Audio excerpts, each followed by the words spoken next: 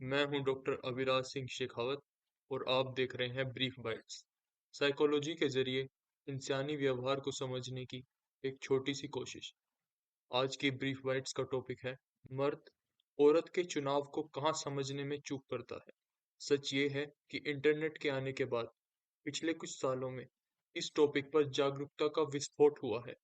आज की जनरेशन के पास एक असाधारण विशेष अधिकार है, फीमेल मेटिंग और डेटिंग बिहेवियर को पहले से कहीं ज्यादा स्पष्ट, निष्पक्ष और निर्मम सच्चाई के साथ जानने का। 10 साल पहले तक इतनी जानकारी की मात्रा और गुणवत्ता पुरुषों के पास थी ही नहीं। और हाँ, इस जानकारी का कुछ हिस्सा कड़वी दवा जैसा लगता है, पर मेरी दृष्टि में ये आखिरकार पुरुष और स्त्री दोनों के हित में है कि ये सच अब ज्यादा लोगों तक पहुंच पाए। इस पूरी जानकारी का एक केंद्रीय सिद्धांत है हाइपरगेमी। इट मीन्स औरतों की प्रवृत्ति अपने से ऊपर का चुनाव करने में होती है।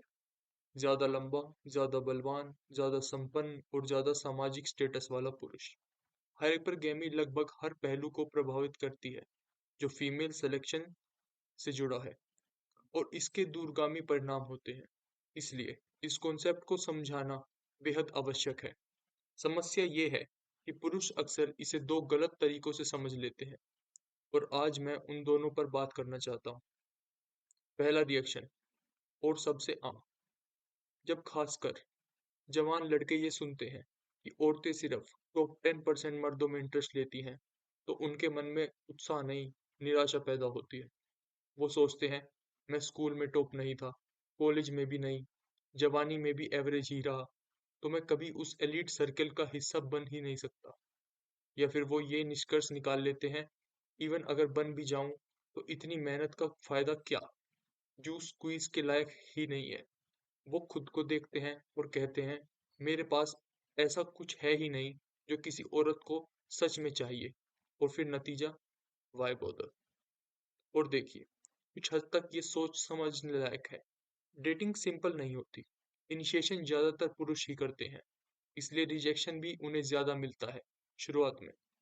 रिलेशनशिप्स का अंत अक्सर औरतें करती हैं, इसलिए अंत में भी रिजेक्शन का भार पुरुष ही उठाता है। ये रिजेक्शन सिर्फ ईगो का नहीं, कई बार आत्मसम्मान, पहचान और भविष्य का भी होता है। और हाँ, ये दर्दनाक होता है। तो अगर कोई पुरुष ये निष्कर्ष निकालता है कि हाई रिस्क लो रिवॉर्ड, ये सौदा मेरे लिए ठीक नहीं, तो अगर ये पैसों का इन्वेस्टमेंट होता, हम इसे बुद्धिमानी कहते। पर जैसे ही ये फैसला औरतों से दूर रहने का होता है, समाज चिल्लाने लगता है, ग्रो अप, मैन अप, रोना बंद करो और लाइन में लगो। ये बिल्कुल भी न्याय संगत नहीं है, पर इस पर कभी और बात करेंगे। मेरा मुद्दा ये है, ये पुरुष हाइपरगेमी के पे ऑफ को गलत समझ लेते हैं। हाइपरगेमी के क्राइटेरिया पर खुद को लाने के असल इनाम ये नहीं होता कि कोई औरत आपको सुरक्षा, पैसा, सेक्स या रिलेशनशिप दे दे। असल इनाम होता है आपका अपना विकास, आपकी अपनी समृद्धि। टॉप 10% पुरुष औरत को सिर्फ परोक्ष रूप से ज्यादा दे सकते हैं, और सिर्फ तब जब वो उस पुरुष तक पहुंच और एक्सेस बना पाए। पर वही पुरुष खुद को सीधा फायदा देते हैं। बल, धन, स्टेटस, ये सब पहले उसके लिए अच्छे होते हैं, दूसरों के लिए बाद में, अगर कभी हुए भी तो।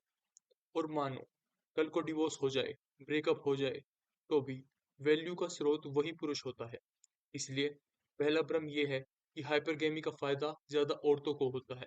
नहीं, इसका सबसे बड़ा फायदा पुरुषों को होता है। अब दूसरा रिएक्शन, जो कम लोगों में होता है। कुछ पुरुष निराश नहीं, प्रेरित हो जाते हैं। वो कहते हैं, बढ़िया, अब गेम समझ आ गया, मैं एनालिसिस करूंगा, मैं खुद को अलाइन करूंगा, मैं अमीर बनूंगा, फिट बनूंगा, स्मूथ बनूंगा, let's get this bad boys. और हाँ, ये रिस्पॉन्स अडेप्टिव है, क्योंकि ये सब चीजें पुरुष को सीधा फायदा देती हैं।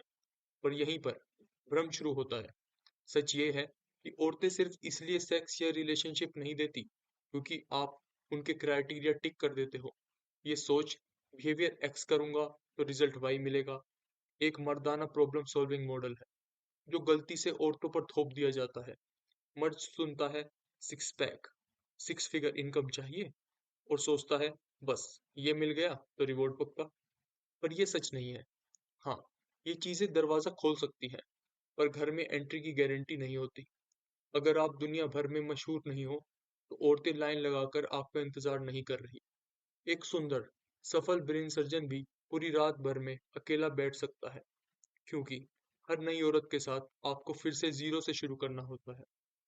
उसके मन में पहला सवाल होता है, ये आदमी सेफ है या नहीं?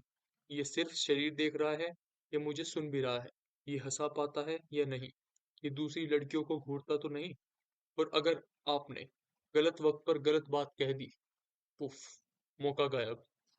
और अपनी बाइसेप्स और बैंक बैलेंस से इस प्रोसेस को स्किप नहीं कर सकते।